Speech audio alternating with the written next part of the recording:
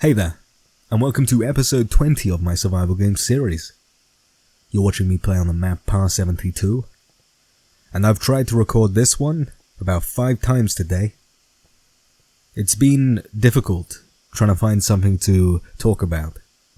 To be honest, I haven't really given myself anything to talk about. I find myself talking better when I have a topic, have some time to think, but I don't let myself do it. I instead sit and do nothing, or sleep and do nothing, and feel this horrible cough begin. Which I still need to book a doctor's appointment for, which I'm putting off. I'll do that tomorrow, I promise. And yeah, so I guess today I will talk about the only thing on my mind, which is those old chat roulette rooms, like omegle, OmeTV, chat roulette. And talk about how, for a while, I used them quite frequently to talk to new people. I think it all began, really, me using that stuff when I was 16.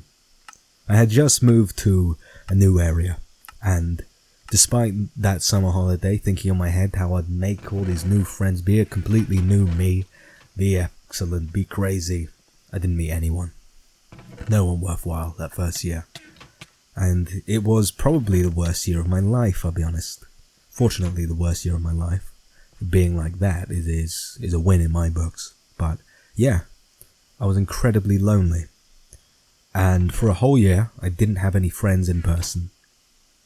And so what would I do? I'd cycle to college. I'd go to my lectures, sit and stare at a clock, retain nothing, and then go home.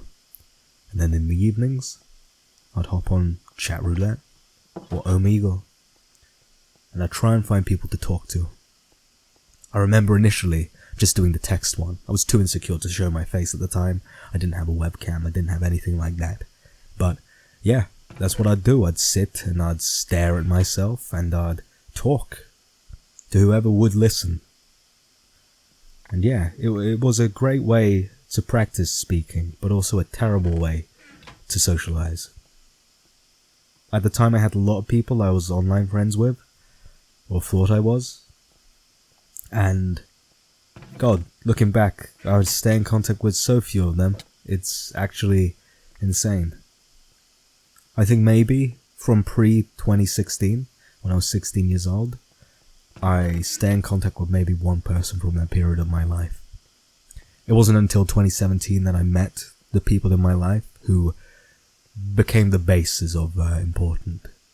And then it would proceed to going to university and meeting more people, and people online at the same time. But yeah, my reliance on omegle and stuff like that was to fill this void, this emptiness, this yearning for friendship. I remember in psychology classes thinking about how I just wished there'd be group work and an excuse to prove that I'm a decent person.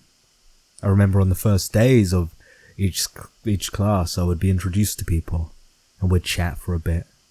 I was still a bit socially inept, and then it would fade to nothing, and I would sit alone in the front row, trying to learn. I didn't Skype though, but I did fail all my classes those years. I was just in a very bad space. And then, second year happened. I had chose a new course. I had chose to continue my graphic design, A-level, and it got better. Yet, because friendships were so new, I'd stick to omegle. And it wasn't until I went to university I properly stopped for a while, like that first year and a half. I wouldn't be dared hearing talk to strangers in my room, on my snowball microphone.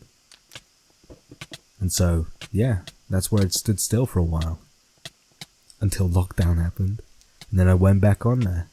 Now in the new room in my house, in a new place, learning. Talking to strangers once more. And I met some decent people who I stay in contact with now. There's about 3 who I stay in contact with now, and they're very decent people, but yeah, proves how such a tenure on that website really gave birth to 0 friendships in the grand scheme of things.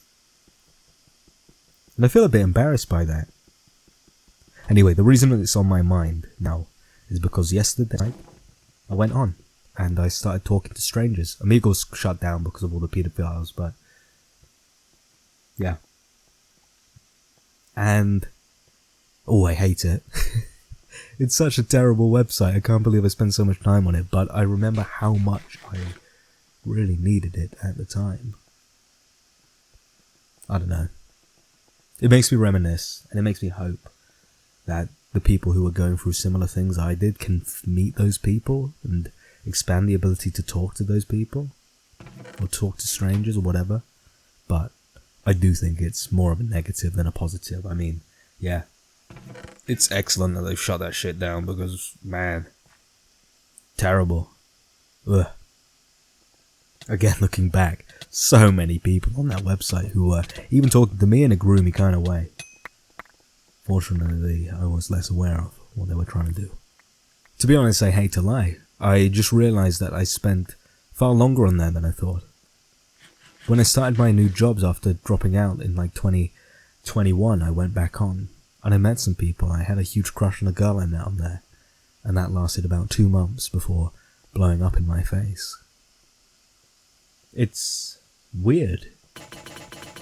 Genuinely weird looking back how much I really needed that site, despite how terrible it was. And I can't feel the same way I feel about it now. I've got better at talking to people in person, making friends, but man, at the time, it was important. Internet people, internet relationships mattered. Yet I don't really believe they work or last that long. Like, half the people I played Minecraft with years ago, I do not talk to anymore. I say half, I mean I stay in contact with one, and I definitely had more than 2. But anyway, thank you so much for listening. You've been great, have a great one, and take care of yourself.